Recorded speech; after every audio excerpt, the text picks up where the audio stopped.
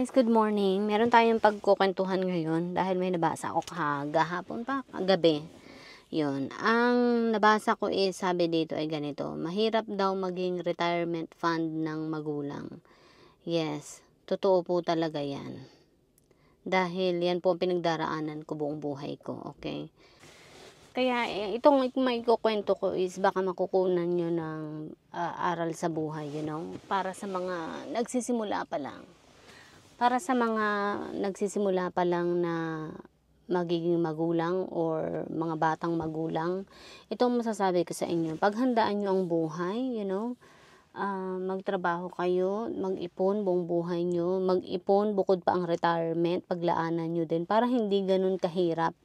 Para kahit pa paano, meron kayong sarili nyong source of income, sarili nyong source of money, meron kayong pera nyo, para hindi ganun kahirap para sa mga anak nyo. Kasi ito masasabi ko magiging napakahirap para sa anak. Okay? Kung halimbawang siya lamang yung papasa ng lahat ng responsibilidad sa buhay, okay? Kagaya ko, buong buhay ko yun ang pinagdaraanan ko sa nanay ko. Ang nanay namin is, yun nga, sabi ko nga, sobrang hirap para sa akin na gawin yun. Dahil ang nanay ko, hindi naman niya naibigay sa amin yung alam mo yun, yung buhay na dapat ay para sa amin. Pero nandun na ako, wala na akong magagawa dun. Sinasabi ko lang, kinukwento ko lang, okay?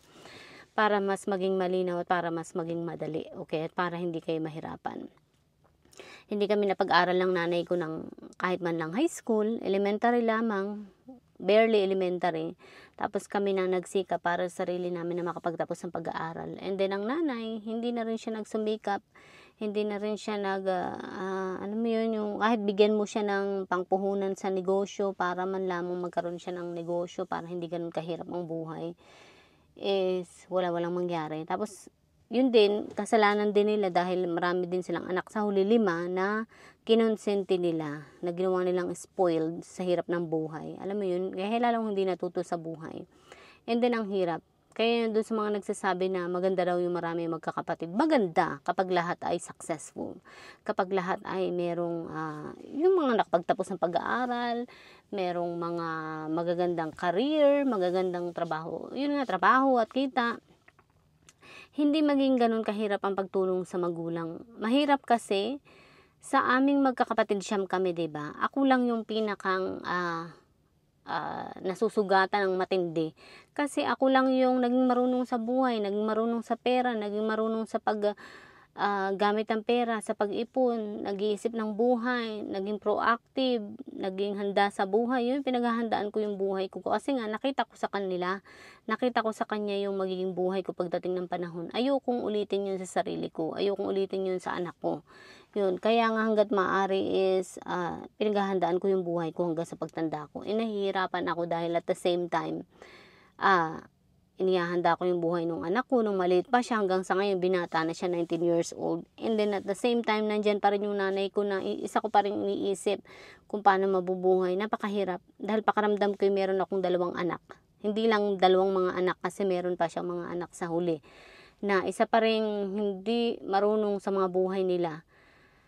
Nasimula pagkabata, elementary, high school pa lamang, ganun ang ginagawa ni kuya, pinapadalhan sila ng pamasahe, pangkain nila, pagpunta sa ganito, ganyan. Hanggang ngayon ba naman, mga adult na sila, yun, ganun pa rin. Hindi pa rin nila matukuyan na kahit lang pamasahe nila, pangkain nila, gawin nila, i-provide nila para sa sarili nila. Huwag na nilang hayaan na kami pang mag-intindi noon or ang kuya ko pa. Dahil kami na ngayon tumutulong sa magulang namin. So, ito na ngayon, nanay ko, hindi nga nakapagtrabaho at nag-ipon, di ba? Ngayon, buong buhay niya. Ngayon, nagkasakit, na ospital. Mahirap para sa akin dahil, yun nga, wala siyang ipon, wala siyang naitabi. Anong may ipon niya? Anong nga may itabi niya? Hindi nga siya nagtrabaho buong buhay niya, di ba? Nagtabi buong buhay niya or naglaan para sa retirement niya. So, ang hirap. Buong buhay niya is, yun nga, kaming mga anak ang nagpapadala ng pera sa kanya para lang mabuhay siya. So, ang hirap. Meanwhile, kaming mga anak niya ay hindi naman lumaki na may magulang. Pero nandun kami sa posisyon na magulang pa rin namin yun. Kahit anong sama niya, magulang pa rin namin yun. Tutulungan pa rin namin. Nandun na kami. Pero ito nga masasabi ko, pwede itong maiwasan. Okay? Kaya sana yung mga kapatid ko nakikita nila yung nangyari sa nanay ko, sana wag na nilang ulitin. Pero parang balewala sa kanila. Yun nga, sabi ko nga, nagkasakit ang nanay ko, sobrang laki ng nagastos ko. Tapos hanggang ngayon, eto na nga, mas lalong lumaki ang gastusin ko dahil nga may mga maintenance na kailangang ibigay, kailangang mga gamot, ang daming mga gamot na kailangang inumin, i-take. Tapos lalo nang nahirapan si nanay kasi nga medyo mapili na din ang pagkain dahil may diabetes pa. Ay, Diyos ko po Lord. So talaga nakaka-stress.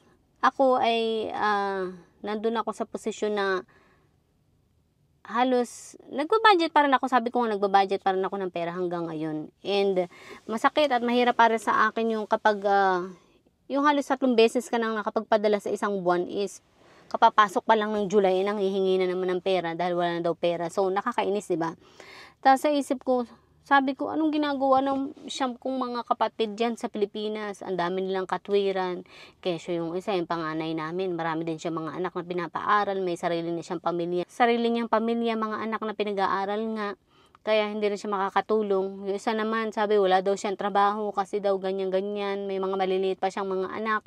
Tapos, yung dalawa ganun din, mga wala ding trabaho. Sus, ang daming walang trabaho. Hindi ko mabilang kung ilan yung walang trabaho. Siguro 3, 4. So, nakakainis. Sabi ko, paano kayo nabubuhay sa ganyang mga sitwasyon na hindi nyo alintana kung gaano kahirap ang buhay? So, yun, nagalit pa sa akin.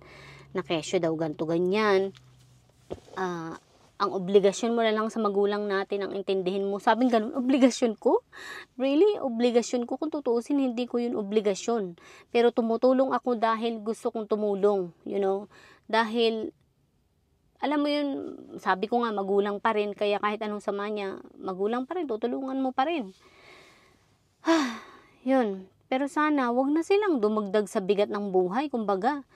So, kaya nga, ito nga masasabi ko. May iwasan ito ng mga kabataan dyan na magsisimula pa lang maging magulang. Nakita nyo na yung buhay sa ibang tao na kapag hindi ka nakapagtrabaho at nag-ipon ay maging mahirap ang buhay. Ganun pa rin, maging mahirap pa rin ang buhay nyo hanggang sa pagtandaan nyo. Kaya pwede yung maiwasan hanggat maaari. You know?